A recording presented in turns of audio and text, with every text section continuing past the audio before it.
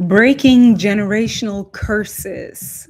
Breaking generational curses to clarity, confidence, and creating millions from flow. Hey, hey, hey. This is what we're going to talk about today. And I will lead you through this. And I would like to try something. So, for everybody who's here, please engage. Engage, be here. Don't just be an observer. This is actually a method that will help you to receive more of what I'm saying by interacting.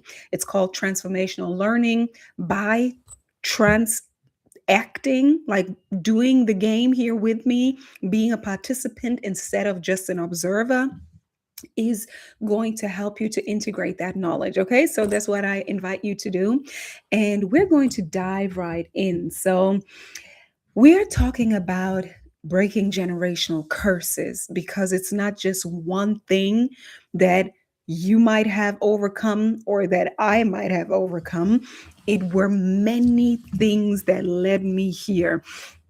And I want to start sharing my story and listen in if you can relate. So, I want to share where my story started, right? Generational curses starts with the parents, right?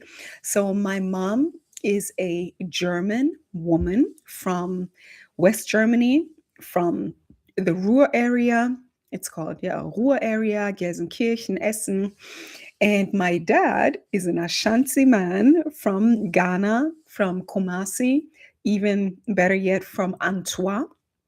And my parents met in Germany during Carnival, which I think is very, very interesting. So, my mom, as I said, German woman, my dad, this Ghanaian man, they met in Germany. And my dad was the first from his family, the firstborn son, I believe, from both of his parents. And my mother was the second born child from a family of two, like her mother and her father, and then her older sister and her. And my mother is a middle class German woman. She was the first in her family who actually also went to a higher education school. And she finished school, then she learned something. She actually also rebelled a little bit against her dad because her dad was working for ThyssenKrupp. Maybe if you know a little bit about, like, yeah, industry, ThyssenKrupp is a big German steel producer. So very, very big, very, yeah, even prestigious company. And so he was in the company, so he thought he would bring my mother in. And she didn't want that. So she decided for something more face to face with people. And then she worked for Karstadt. This is also a big German company. But my mom is a very lively woman, very good with people, a saleswoman. Yes. So this is where I definitely got it from. But I'm going to tell you more about my story in a bit. So this is my mom's story. She then later on went into learning how to work with flowers and with plants, and this has actually been her profession since, yeah, since the early 20s, probably until the end of her life. That has been her career, working with plants and in gardens and everything around that. So my mom and my dad met in Düsseldorf, but again, oh before that, oh, what happened?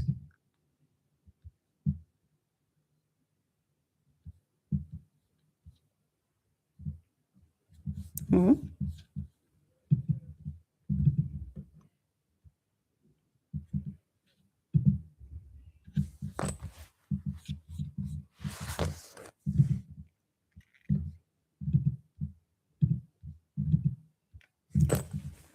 oh, okay. I thought I was gone, but no, we're still here. Good, great. So my dad, as I said, he was the firstborn of his family, and he literally had to fight for his life. So he told me that his dad was actually the accountant of the king, of the chief.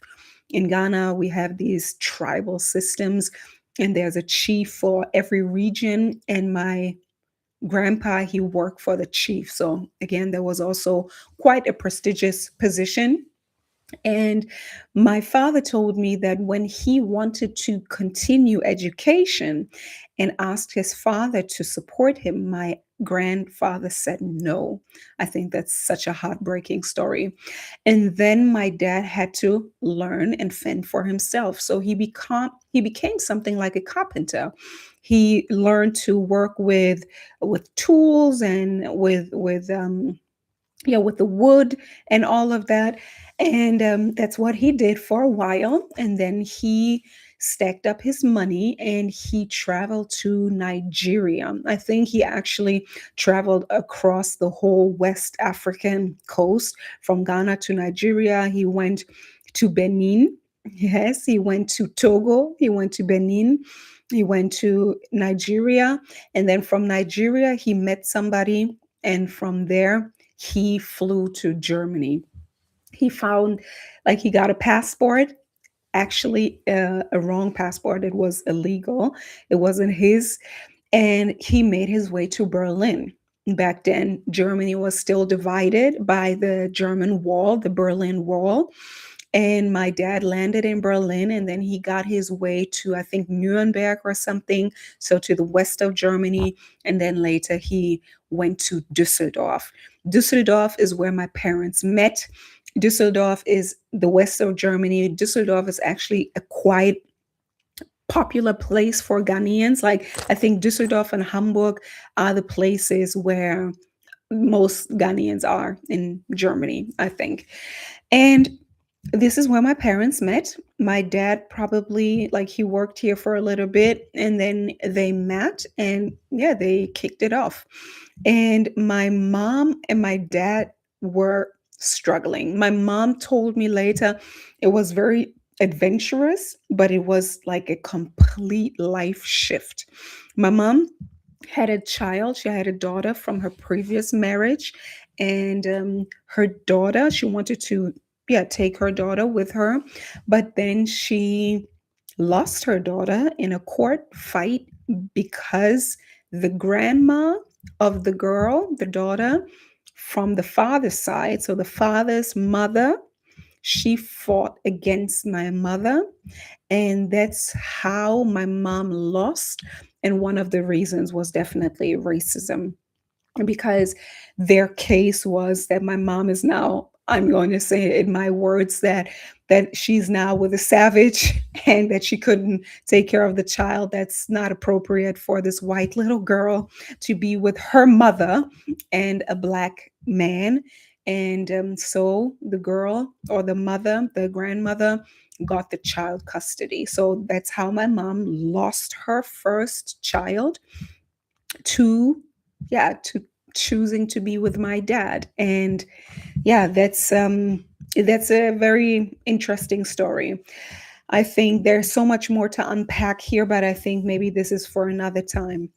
But my mom and my dad, they moved in together. As I said, they struggled. My mom left her old life behind, her decent German life, and yes, stepped actually into a struggle scene with my dad.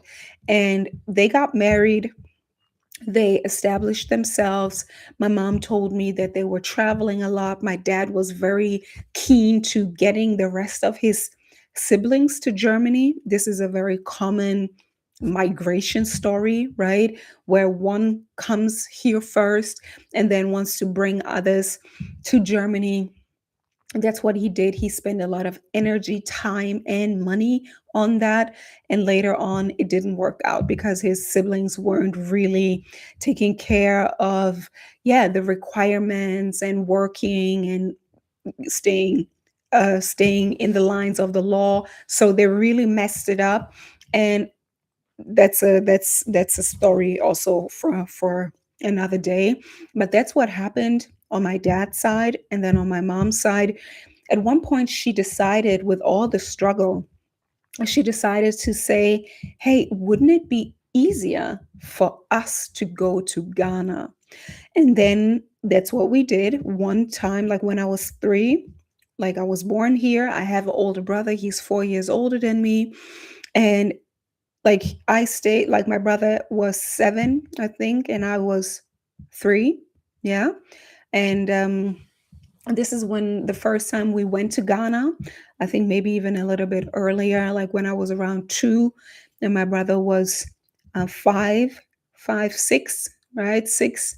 And then we went to Ghana for holidays. And then we came back to Germany, continuing our life. And then the next time we flew to Ghana, this is when our parents left me and my brother in Ghana.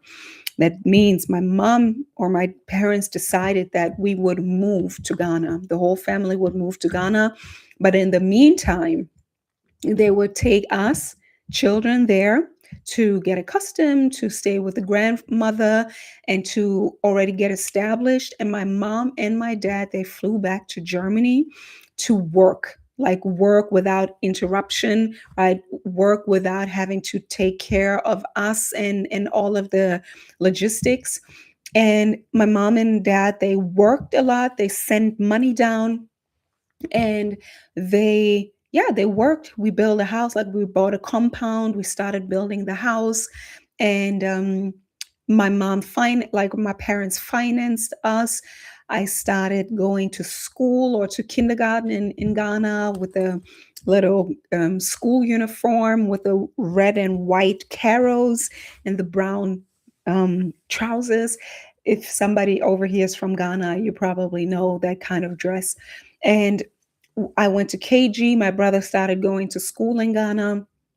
And I have to say that my first memory of, like, my first conscious memories of life in general were in Ghana. These are my first conscious memories, like, that I can think back to. Oh, yeah, I have a fly here.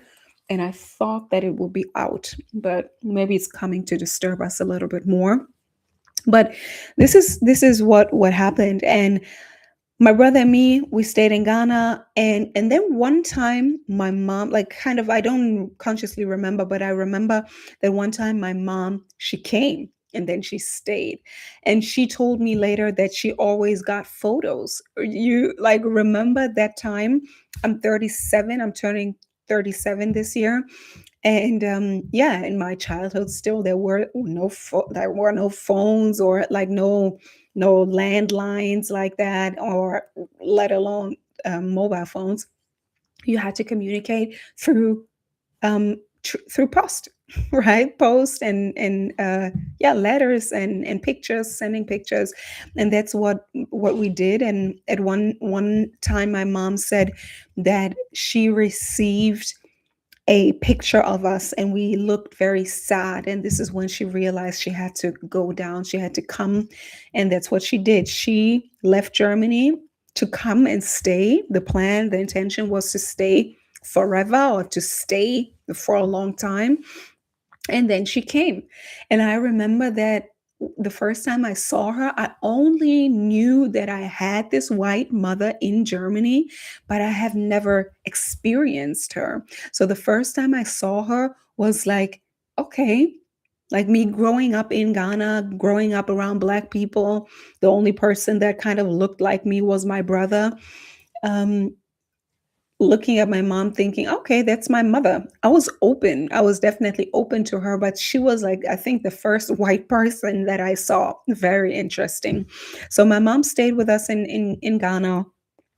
And fast forward, we, I think 3 years later, we left Ghana again because my mom was struggling a lot. I mean, imagine a white woman alone. She didn't come with my dad. My dad stayed in Germany. Also, so interesting. I mean, I love my story so much because it's so, like, crisscross, black and white, switching roles. It's just so much duality and depth in that story. So my dad at one point stayed in Germany alone, and my mom, as a white woman, then came to Ghana alone. My dad, my Black dad in Germany, and my white mother in Ghana. She did her best. Like my mom is a boss. Like she is a doer. She gets things done. She knows how to handle things, definitely. So she tried to establish herself. She cleaned everything up. She threw my family members out of the house because that was initially just a house that was supposed to be for me, my brother, and my grandma. But maybe also, African families, they just let everybody into the house. So my grandma housed like everybody who needed a place. When my mom came, she threw everybody out. My grandma had her own home back in our like original town, Antoine, and yeah, my mom took over. What later came out was that my dad also already had a son from a previous entanglement. As I said, my father traveled the whole West African coast, and on his way to Nigeria, he impregnated a woman from Togo. And then at one point, like my brother from Togolese mom, he came to find the family, my dad's family in Kumasi, and then he stayed because his mother died. And all of that happened while we were in Germany. So when my mother came to Ghana, she also took in my father's other child, my brother. And yeah, that was it. Like us three, like me, my brother, and then my stepbrother and my mom. We lived together, and my stepbrother and my mom, like they really handle things together, going to the market and negotiating prices and things like that. All of that happened in Ghana for my mom. Just to give you a little bit of an insight what happened and why we then also decided, or why she decided to come back to Germany, because the initial plan was to stay for good in Ghana.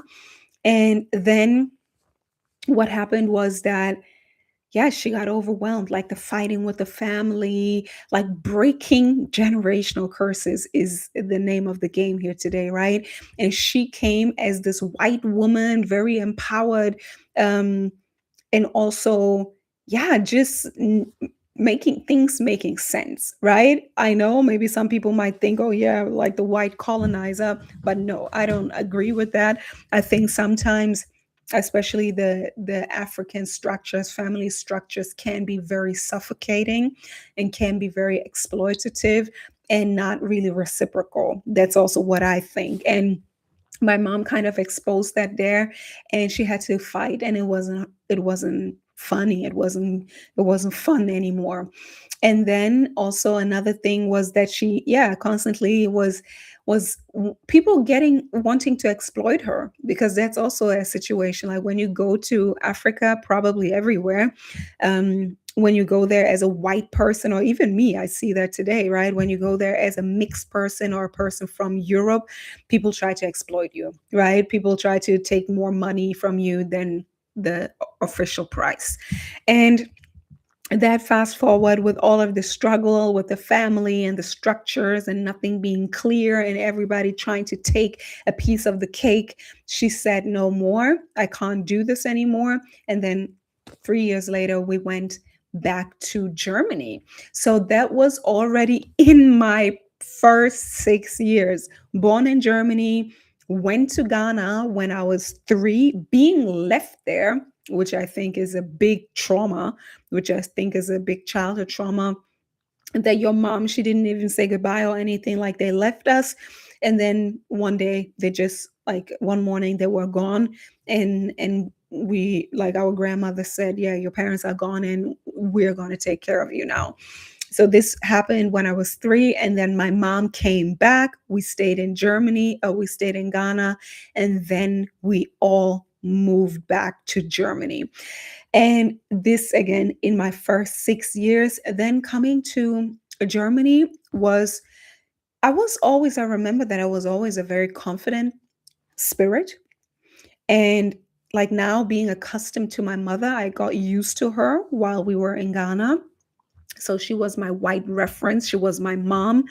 And then we went to Germany. And of course, in the beginning, I was shy, but I already had a strong character because in Ghana, I was very playful. I was loud. I had very good social circles with the kids and everything. In Ghana, I really felt like I belonged, like I was part of everything. And then coming to Germany, I just took that with me. And but I still remember that I was a little bit more quieter, a little bit more observant, a little bit more shy, because now it was not only a monoculture. Ghana was primarily like black people and maybe some mixed people. But in Germany, when I came to Germany, where we then stayed, was very mixed culturally. Turkish people, Lebanese people, yeah, German people, Polish people, Indian. I had this Indian friend. One of my best friends back then was half Korean, half Somalia. So very mixed, very mixed. Yeah, very mixed melting pot, right? The area that I come from is a melting pot and very culturally diverse. That's how I started my journey in Germany. And then fast forward, speaking a little bit about, yeah, those this so many cultures, right? I always like to say, like, in order to break generational curses, it's really about me and my main cultures or my main heritage, like the German culture and the Ghanaian culture, which I felt like I experienced both. But then later on, also coming into this melting pot of getting to know more people. And I was always open to mingle and to be connected to everybody. Like I was allowed, my mom allowed me to be with everybody. So I am very far away from being somebody that you would call monocultural. Like I've experienced so many cultures. And yeah, so that's part of my childhood until I was 6, and then beyond, like the whole thing. One thing that I remember about me as well is that I was always very artistic. I love performing, I love dancing, I love being on stage, always. um I love to shine. I love to shine. I love to be in the spotlight. I just real Yesterday I just found out that I am a Venus in Leo, or yeah, Venus in Leo. And it just resonated with me so much. It made me feel like coming home, because my sun sign is Cancer, but Venus in Leo is like my expression, and especially like my feminine expression. So yeah, I'm a very like shiny person. If I want to be, right? It's not always, but I am definitely not shy to be on stage. And this was something that I did in my childhood, being on stage, dancing, then later on going to the circus. I was a belly dancer and an acrobat in the circus, and I did karate. I danced later on, and this was like that's one of my first loves: dancing, house dancing, competitive dancing, choreography, everything that is connected to dancing. And I always like to say, like, the friends that I made during that time, most of them became world renowned dancers, and one of them is still my friend today, and I'm starting to dance again. But that's again also a story for another day. But that's a big part of me. And then there was school, right? I was always quite good at school, and middle, like I was more like a B student. And but I tried my best. And as I said, breaking generational curses, I always knew, like, having family back home, and somehow subconsciously I always knew people wanted money, right? It was all about the money back then, and somehow it stayed with me. So I told myself, I am going to be rich. Like, I am going to do whatever I can to become rich. I think it's in my spirit, but I also got it from my family. It was my mission deep inside of me, and that's what I did. So I was always very good in the arts, like performing, as I said, dancing, also public speaking, because all ripples down, right? When you're confident on stage, and I'm also confident speaking. Like, I always liked both of that. And one time, like, when I continued to go and get to the next level. I graduated from secondary school. Then I did my A levels, depending on where you are. In Germany, it's called Abitur. In England, I think it's called A levels. I don't know what's the equivalent for maybe the American audience, but it's like the qualification to go to university. So this is what I did, and this was a breakthrough. Like, I was, when it came to studying, I was always very focused. It wasn't something that it was celebrated. Like, I did it, and then that's it. Okay, you continue to go to the next level. And I did it, I focused again, and yeah, and I made it. And then I was in university, not really at that time, not really realizing that I've already shifted or broken through generational barriers, generational um, glass ceilings, right? Because, yeah, my mom, she went to secondary school, 10th grade. Good. That was good. That's like working class education. Literally, that's working class education. When you go to the next level, that is preparation for academia. So I did that, and then I went to university and I studied international business. And up until that point, because I am a person that always, like, I can't even really say, like, I'm an introvert because I just do what I want to do without necessarily communicating it with the world or anybody. I just do what I want to do. Like, and nobody can stop me. I just do it in a very elegant way. And then I yeah, I just go forward. But one thing that I realized was that the further I went, the more facets came to my being, right? So before I was a dancer, I still identified with that. I loved the arts, I loved theater and all of that. Then all of a sudden, or slowly, I became like this learning girl, like always learning, also in academic ways. Now I studied international business. Again, remember, I always said I wanted to become a a rich woman. But I want to go back. I'm not telling the story chronologically, but I want to go back. There were a few things here that happened before I went to university. So the thing is that I we came back from Ghana when I was 6, and then my parents separated when I was 10. So imagine, my parents met, they got married, they had 2 kids in Germany. My dad was a migrant from Ghana. Then they moved, or they planned to move back to Ghana. My mom went to Ghana. She couldn't do it. She came back to Germany. And then, yeah, just 4 years later, yeah, 4 years later, wow, 4 years later, my parents separated. And I remember that very clearly. We went on a trip to the US. We were in Florida, in Orlando, Florida, with my uncle. And it was one day before my 10th birthday. I remember that very clearly. And this is when our parents told us that they were going to get divorced. And yeah, very fast forward, it took my dad downhill, and he never recovered from that. It broke and shattered my dad completely. And my mom, she actually chose better.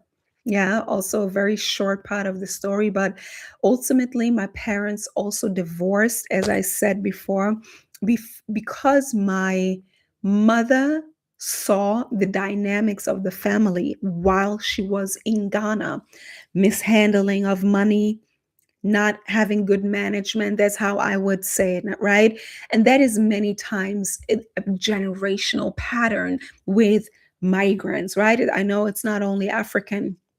So this was going on in the family, always sending money back. This has been the beginning of the relationship, right? As my mom and my dad came together, he tried to bring his siblings, invested a lot of time, money, and energy. This is how my mother saw it. My dad leaking.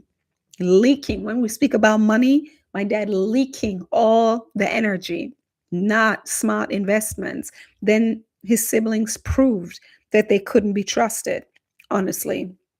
Then my mom went to Ghana. She saw how they operate. And again, it was chaos. It was like unmanaged. There was no structure. She said, I can't do it. And then my dad continued to do it. Even like after all of that, I probably, like my parents have probably spoken about that. And then at one point, my mom said, no, I can't do this no more. And it was because of the money. And that's why, again, I am so passionate about speaking about money, because I did so many things to be now able to create millions from flow. But a little bit more of the story was, yeah, my parents separated then when I was 10. My dad, again, he didn't recover. He's dead now. Like, he died in 2 years ago in 2024. Rest his soul. Rest in peace. Um, and my mom, as I said, she chose she chose another man. They got remarried. We grew up like he was very close, and or he's still there. He's my stepfather. And they actually, and again, it's a very big part of my story, and also why I speak about money so much, because my dad and his whole story is a story of poverty consciousness, of mismanaging money. Even though my dad had a quite well paying job until his retirement here in Germany, but he didn't know how to handle money. He didn't know how to set boundaries, and that is the ultimate skill here. He didn't know how to set boundaries with his family, and that's why they drained him. They drained the blood out of his living body. He got sick with all of the diseases, rheuma, what is it called? Rheuma, diabetes, gout, everything, including some psychological things. Like, my dad was really, he was a wreck at the end of his life, just to be very, very honest. And it was very sad for me to see it, but I could, like, from the time like my parents divorced, I could see how he has changed and how it only went downhill for him. And yeah, that's a very, very big part of the story. So I saw that, and I kind of knew what it was about. Again, it was about money. And my mom was always very good with money. And this is also what I saw, like becoming more and more conscious, right? Growing up, I was 10, going to secondary school. And then I saw like my mom and her new husband. And we already had a very nice apartment when we was living with my dad, definitely. And but then we traveled more, right? Like, we traveled more, holidays, they traveled more, everything seemed a little bit lighter and more fun and organized. And fast forward, my mom climbed the ladder in her career. She became a leading position in her field. As I said, she was always in sales, and then also in selling plants, right? Selling plants and everything with the garden. I love that so much, because it's also a very, very a deep inspiration for me and everything I teach in my work. And yeah, so this is how I could really see how the patterns of my dad brought him down when my mother was no longer the balancing factor. And I could see how my mom's life elevated without having my dad around. It sounds so sad, or so cruel, but that's just the truth.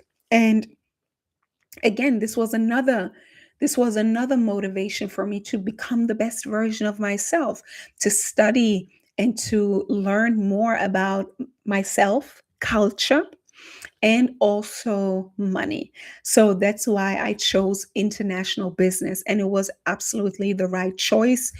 Economics, but also culture. I wrote my bachelor's thesis in the Ghanaian culture from a Western perspective, and it was a business culture analysis, where I studied the different dimensions of culture. By Gerd Hofstede, is a very renowned cultural analyst, and it gave me so much peace, because I studied myself and I could understand my dad more and the subconscious runnings of my dad. And one part of these collectivistic cultures, right? My dad, Ghanaians, many, yeah, many more like traditional cultures are collectivistic cultures where it's all about the collective and not so much about the individual, which is Europe, America, right? It's individualistic countries, cultures where it's more about the individual. So I learned how to identify my dad's programming and his paradigm, right? And I could learn how to like understand really my mom, but also me, because I then mainly grew up in Europe, right? But two sides in me, and this is also the story of my life and one of my biggest wounds. My biggest wound was always to the belonging wound. Where do I belong? Am I black? Am I white? Am I Ghanaian? Am I German? What am I? Where do I belong? Do these people accept me? Do these people accept me? That was my biggest wound. And I'm going to tell you later on why, because it was also my biggest wound in my business. But this is until I studied, right? My parents divorced. I continued education. I became the first in my family then to graduate, and then also the first who went on to work in corporate. And I was never really the person who was afraid to enter new spaces. No, because for me, entering new spaces was always part of my life. Entering the house of another culture friend, right? Traveling, I did that from a young age. But also engaging in hobbies and activities like dancing, as I said, dancing or circus or performing or theater or public speaking, even. Like I did those things throughout my childhood and my youth and even later on. And I I never considered this like a breakthrough to land in corporate. But when I was there, I just didn't feel like I belonged. I didn't feel like I fit and belonged. Again, there's the belonging wound, but I also knew that that's not for me. And I knew that I had a bigger calling on my life. This is the first time my calling knocked, and that's almost 10 years ago. And I knew there was more for me. I had to find out what that was. And as I always have been a problem solver for real problems, I looked around and I always knew I had so much love to give that I wanted to share with the people around me, because charity begins at home. And I saw my dad, as I said, I saw how he got sick and depressed, and I wanted to understand everything on all levels. And I knew that it was like his physical condition was a manifestation of his mental and his soul condition. I knew that. Then I left my corporate job. Yeah, I had a corporate job in international finance, in accounting, international accounting. I left the job and I prayed to God and I said, God, lead me, lead my way. I I have something bigger on my heart and I trust you. And that's what I did. So no plan, no structure, nothing. I just left the corporate job and I knew God will provide, right? So I did that. I dabbled a little bit again in community work, because, and that's why I don't do community work anymore. Um, I am strictly business. I think even these videos are my community work. But I did community work also in a in a Ghanaian community. I always knew that I could bring something to the black community, right? I also know that I bring something to the white community, but I knew that I wanted to serve women that looked like me or kids that could identify with me, right? Because I had the privilege of growing up with a German mother, and not only because she's white, but because she was always confident. She was a working woman, she was a leading woman, she was a presence in society. And I knew I saw that from a very young age, the difference between the mothers of my friends that I saw, how they move through society. Obviously, as Black women, migrants who didn't grow up here, I felt that my mom had this. that's my home, right? Like I feel comfortable here. I'm German, like I'm taking up space. So I learned how she moved through the world and I adapted that. And I was very conscious of it. And I knew I wanted to give it back to the Black community. So I did community work, worked with youth, worked with women's conference, but then quickly I understood like I can't stay here. Again, there's no money to be made. And that's a big part of my mission, to say that if there's no money made, it's not sustainable community work. That's why my coaching programs are obviously high ticket, but I also do believe that that is the most and the only sustainable way to actually uplift a community. But later on about that more. So I left that. I then became a holistic nutritionist because I was asking myself, what can I do to actually help? Really, right? And I saw my dad suffering from his condition. He was definitely the motivation for me to become a holistic nutritionist. And I went, and this was the first time that I invested in myself, that where I took real money, my own real money, and invested into my personal education. And I think, not I think, I know that this was another time where I broke a generational curse, right? I broke a curse when I sought higher education. Even the qualification level for university was higher than my mom ever gotten. Then I went into university and I graduated. I studied international business, as I said, and I got a bachelor's of art. Then I broke another generational curse going into corporate, right? Like that can be a dream for, what is it called, blue collar workers, right? Like working class people, to then be a office job person, right? A white collar person. I wasn't aware of all these privilege hierarchies back then. I just knew I wanted to climb as high as I can. And then I, as I said, I dropped out, and then I started investing in my own education, privately funded. I took my money and I called them. And this is another thing that I can say again and again. If you really want something, you can first feel it in your body. And then you can also say, I'm going to do that no matter what, or no matter how exactly, because I knew I wanted to do that. And I think the investment was around 5,000 euros. And I didn't have all the money, but I called them so unafraid, so shamelessly. I called them. I said, I want to do that. Are you taking like down payments and then installments? They said, yes. And from there on, the journey started. I was so excited. I learned everything about food, Ayurveda, raw food, plant based food, I have my certification here. It's anatomy, water, um, yeah, detoxing, gut health, um, what is a pH balanced food, hormones, herbs, and yeah, food for athletes and kids and pregnant women, and yeah, things like that, like raw food, Ayurveda food, all of that. Like, oh, the best of the best. And at this point in my life, I no longer hold back, that I am a very status driven but also quality driven person. Like I only want the best of the best. And the woman who was the one who certified it, she was a medically trained doctor. She came from like traditional systematic, not traditional, but systematic scientific medicine.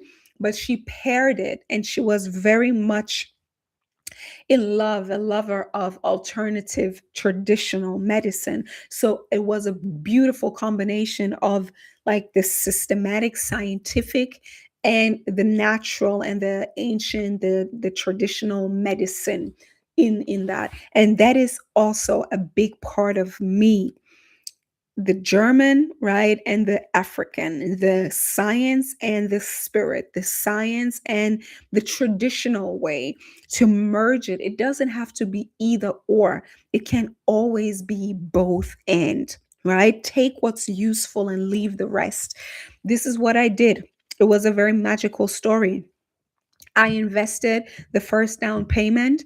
Then I went to Berlin. It was in Berlin. Also interesting because I said my dad landed in Berlin right when he first came to Germany. So I went to Berlin to heal him, right? To learn about the healing. And I then was just me. I was just being me in this whole beautiful training. It was always like 1 week straight, every day school, and then another like 3 weeks off, and then again 1 week straight. And I went there, I was just being me, and I am naturally, I'm very attentive. I like to take care. I see what needs to be done. Like I'm present, right? Like I am a real, I don't even know how to say, like I just know what needs to be done. Come on, let's go. Right. And that's what I did.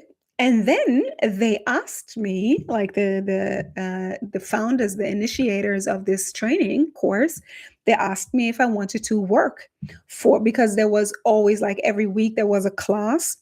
And when I finished my class, the next day there was a new class starting.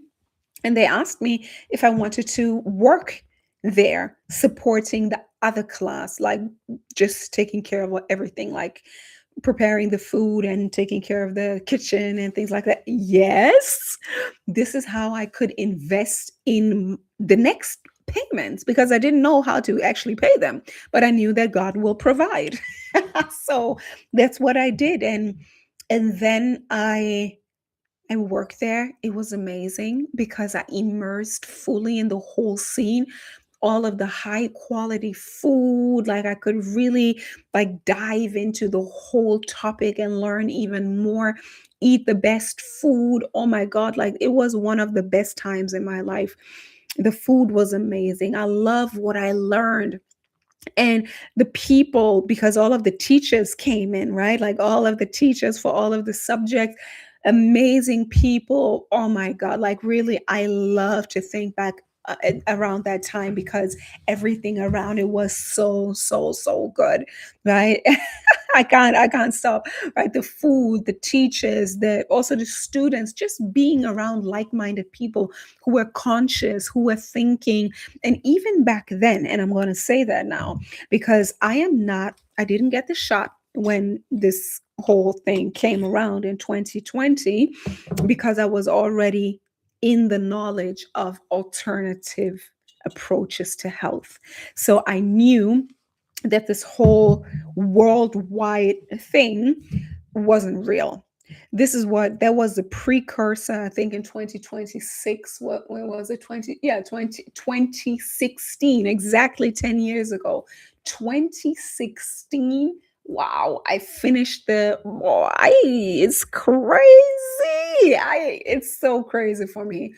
10 years ago I finished the degree, and it was 4 years before the lockdown, and I knew that that can't be real. So what I learned there was so valuable to me, so incredibly valuable. I am so grateful.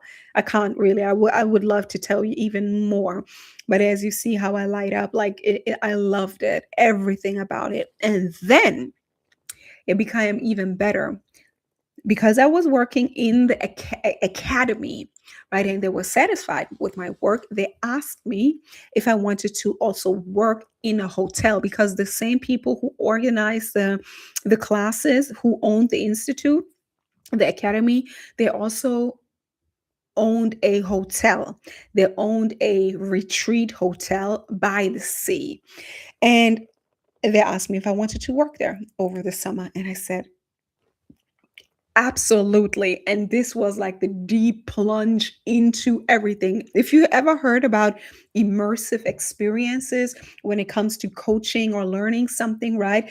Immersive experience means if you want to learn a language, you can do that in your home with your AI or whatever, or your learning school, your language school. But the best way to actually then learn it is to go to the country.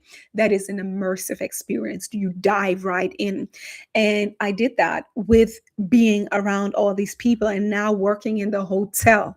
And in that hotel there were different courses, like every weekend or every week there were like fasting courses. Pa, I have such a privileged life.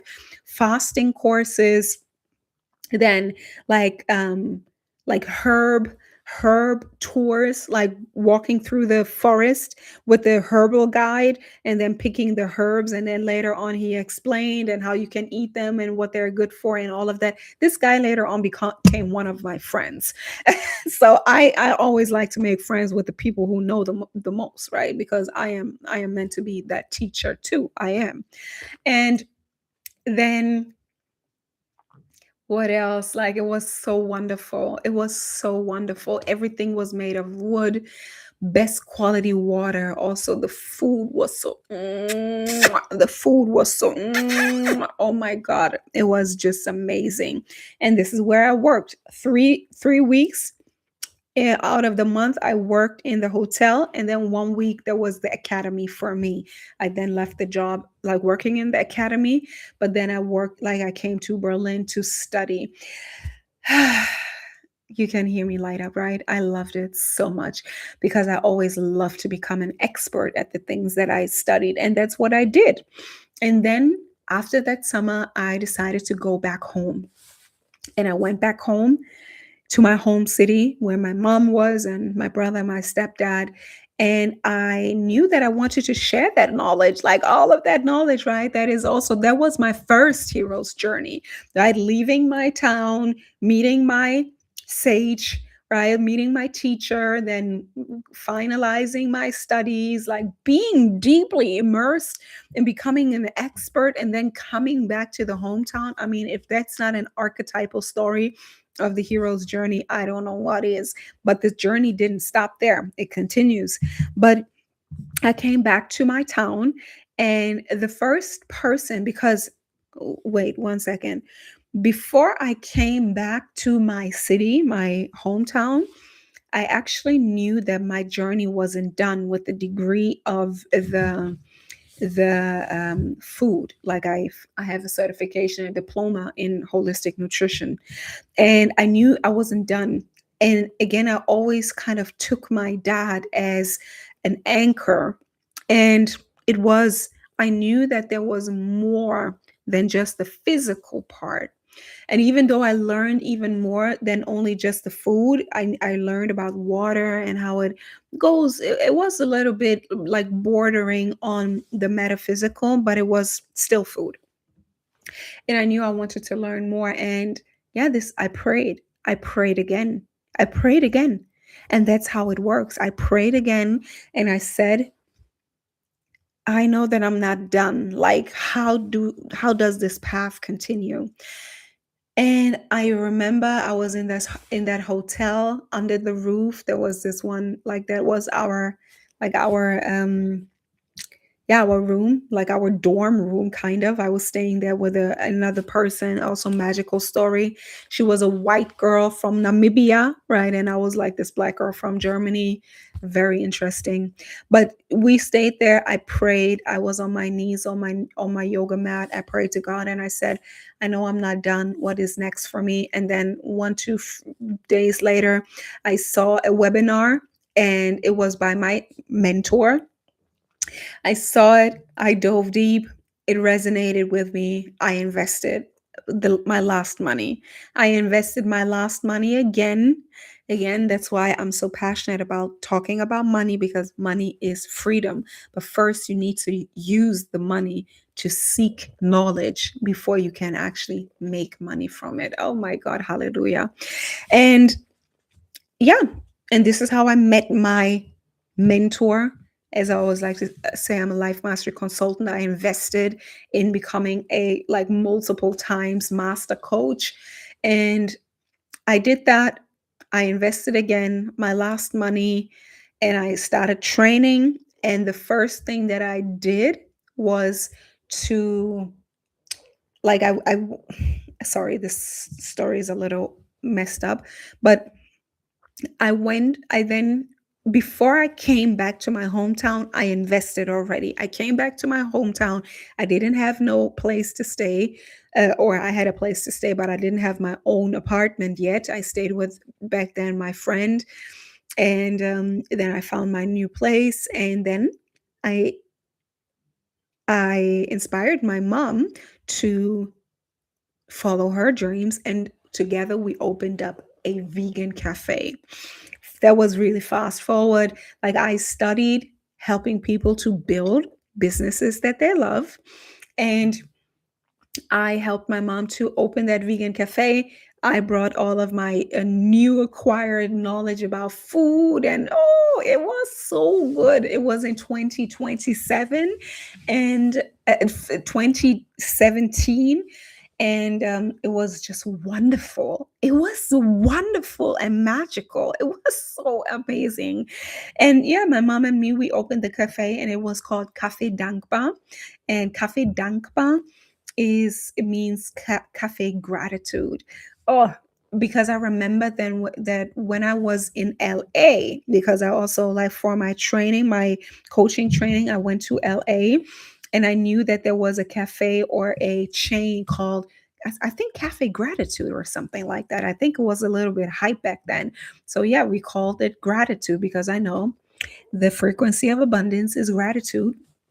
And this was, yeah, our Cafe Gratitude, Cafe Dankba. Oh my God, I love my story so much.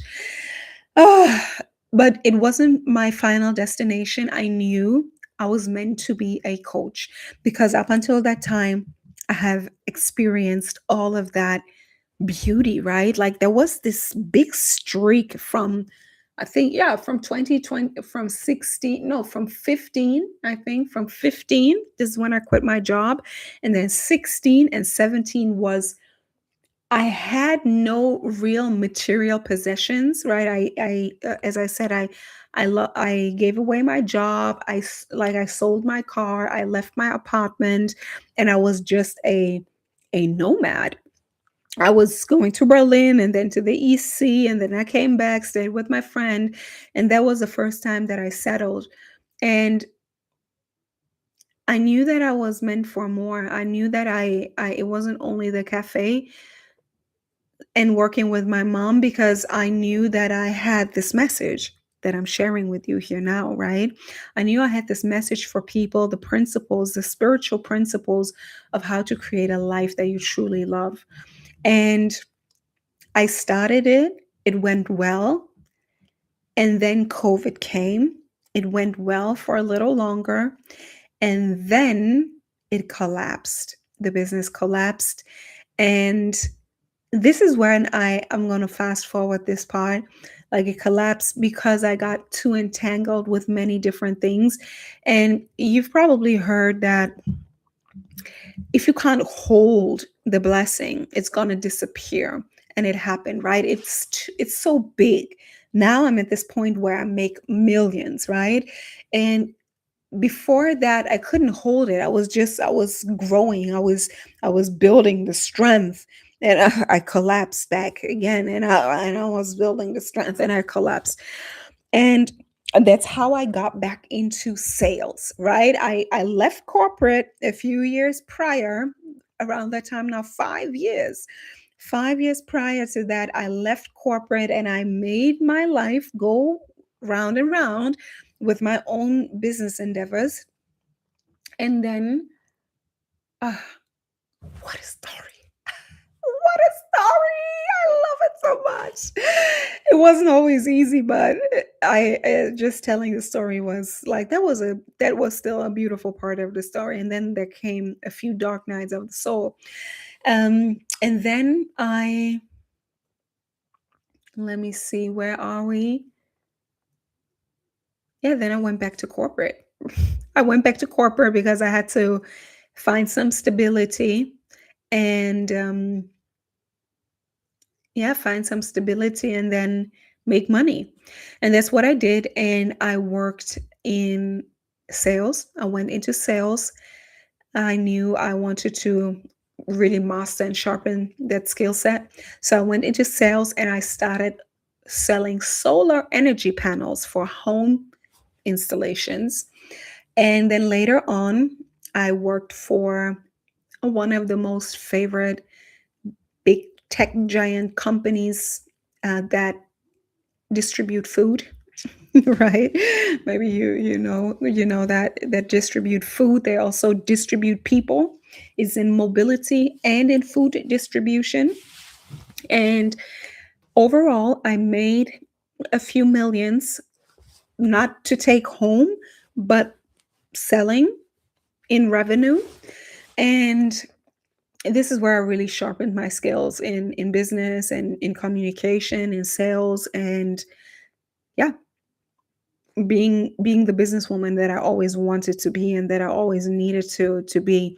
And now under my belt, I had all this health knowledge and all of this spiritual knowledge, and now I had the sales knowledge, and this is where we are today.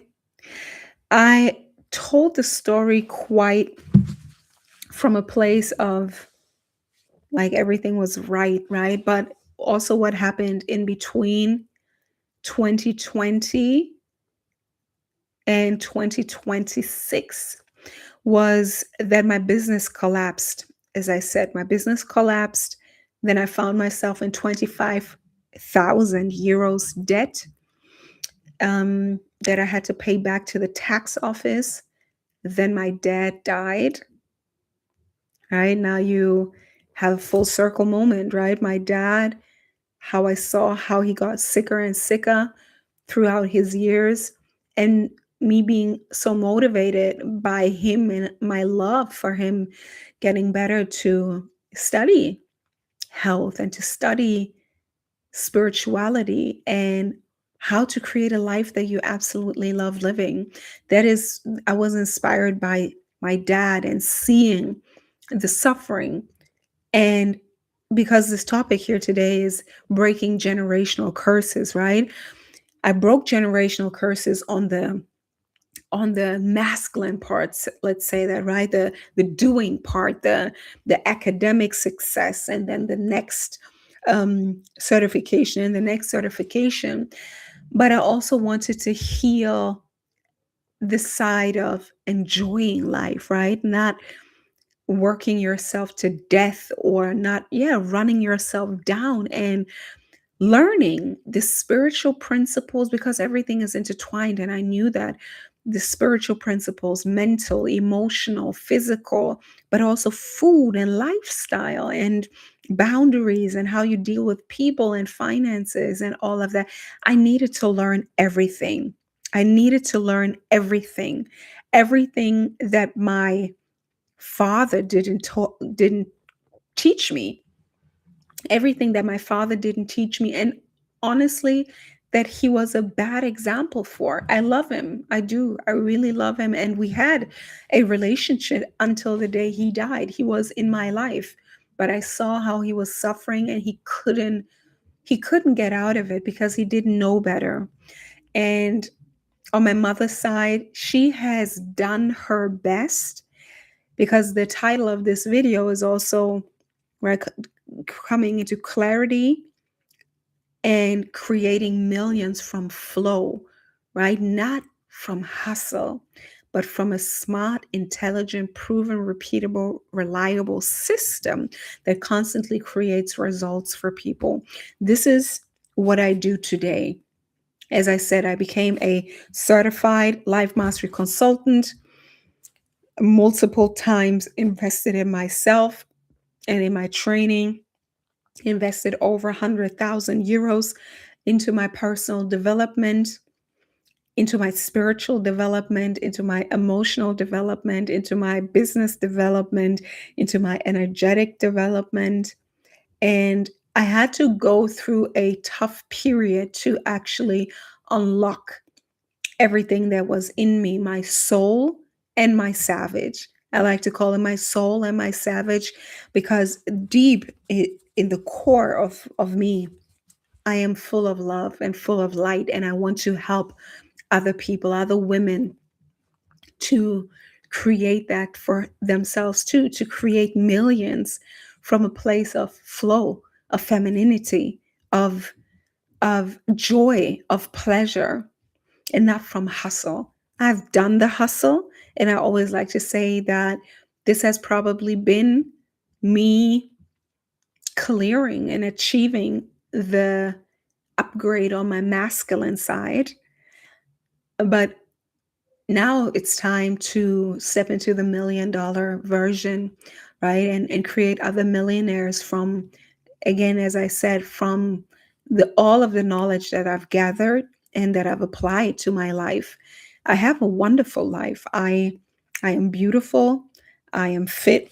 Today I made it a point to come here with my gym clothes because I thought I'm going to come here online more often, and I'm going to come here as myself, and my gym clothes, which are actually also branded. No, believe this is branded by my coaching institution, and it's my favorite gym jacket, and of course it's by Champion. Yes, sure. So I made it a point to come on here wearing this because it's part of my lifestyle. I'm so funny. And this is another branded item from my coaching certification school. It's also here, ignite the fire of the dream, and I hope I ignited the fire of your dream. Dream builder coach, and there still is my gym thingy.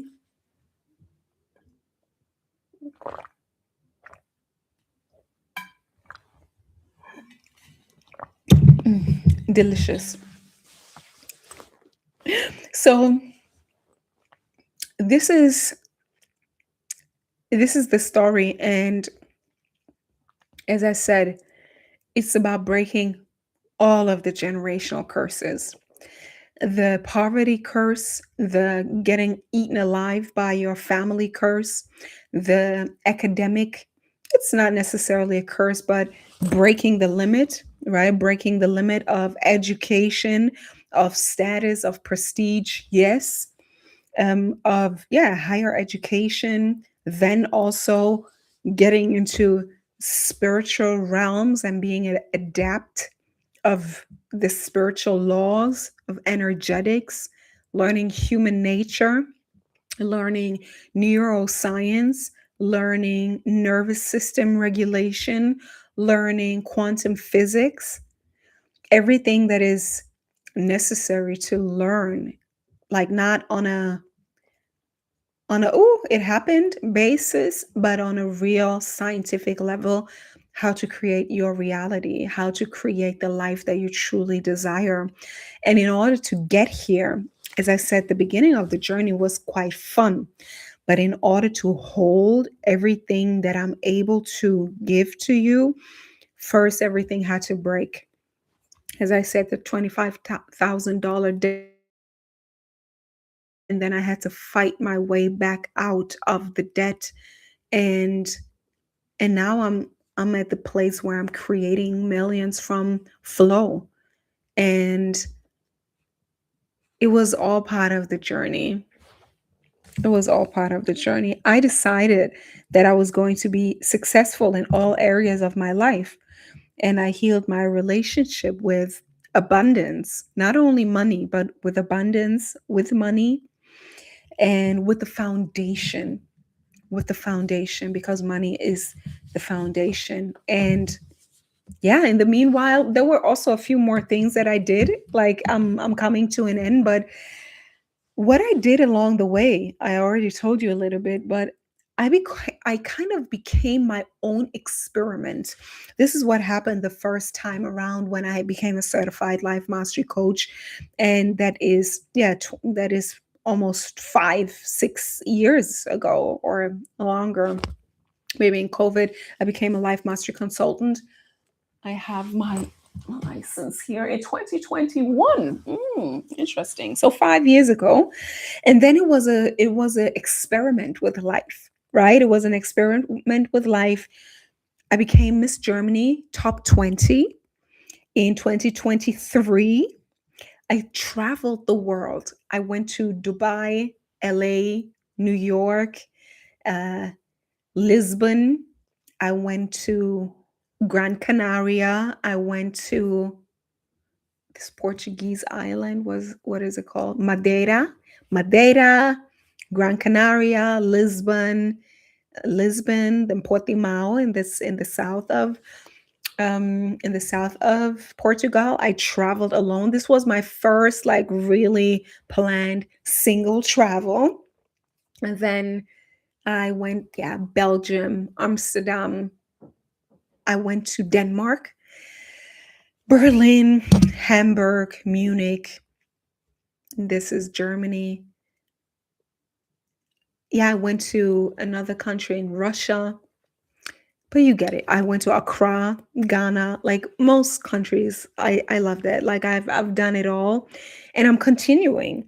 Right, I'm continuing, and I got the privilege of serving celebrity clients, rappers, founders, influencers, designers, dancers, artists, businesswomen, all kinds of amazing people.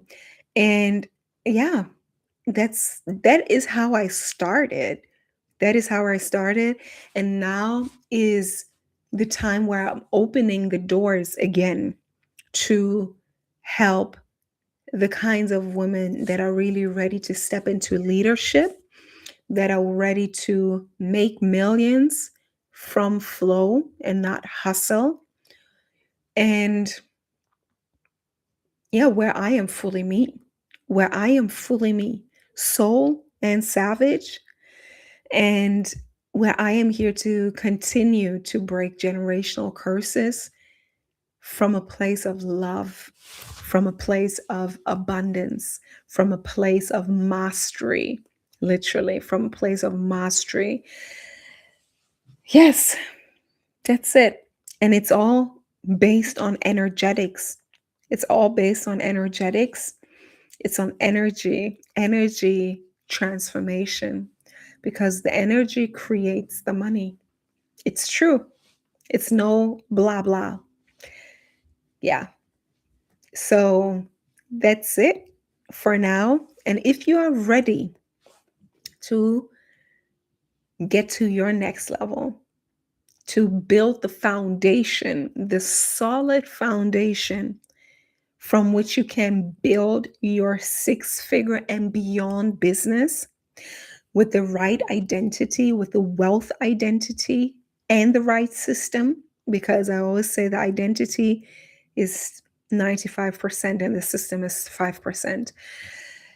And are you ready to be the generational curse breaker?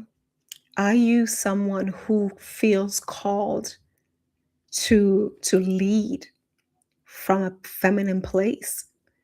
And you know that you have a calling. You also maybe have a similar story where you've already overcome so many things in your life, in your relationships, in your yeah, in all areas of your life, and you're now ready to teach, to coach, to consult. Maybe you're already doing it, but up until now you haven't had the system to actually create the results, the financial results that you truly desire. Because I always like to say, you giving what you have to give is probably the biggest joy, right? You love to give, you love to share your wisdom, you love to share your passion, you love to share what you've learned.